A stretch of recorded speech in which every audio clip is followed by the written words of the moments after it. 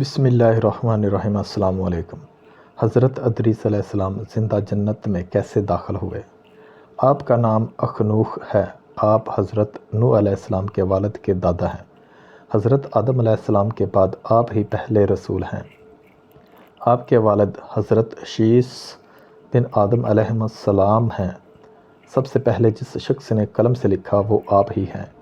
کپڑوں کے سینے اور سلے ہوئے کپڑے پہننے کی ابتدا بھی آپ ہی سے ہوئی۔ اس سے پہلے لوگ جانوروں کی کھالیں پہنتے تھے۔ سب سے پہلے ہتھیار بنانے والے، ترازو اور پیمانے قائم کرنے والے اور علم نجوم و حساب میں نظر فرمانے والے بھی آپ ہی ہیں۔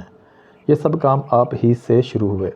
اللہ تعالیٰ نے آپ پر 30 صحیفے نازل فرمائے اور آپ اللہ تعالیٰ کی کتابوں کا بکثرت درس دیا کرتے تھے، اس لیے آپ کا لقب ادریس ہو گیا، اور آپ کا یہ لقب اس قدر مشہور ہو گیا کہ بہت سے لوگوں کو آپ کا اصلی نام معلوم ہی نہیں۔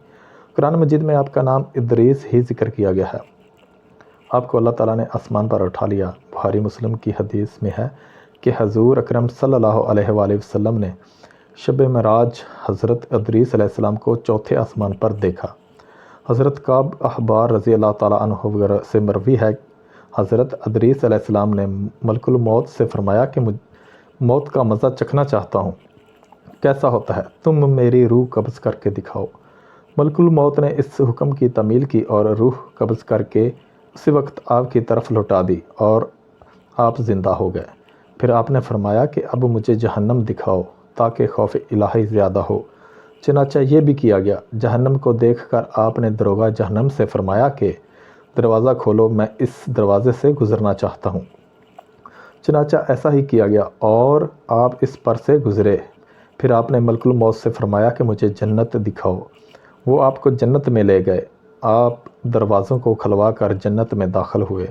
تھوڑی دیر انتظار کے بعد ملک الموت نے کہا کہ اب آپ اپنے مقام پر تشریف لے چلیے۔ آپ نے فرمایا کہ اب میں یہاں سے کہیں نہیں جاؤں گا۔ اللہ تعالیٰ نے فرمایا کہ کلُّ نفس ذائقۃ الموت، تو موت کا مزہ میں چکھ ہی چکا ہوں۔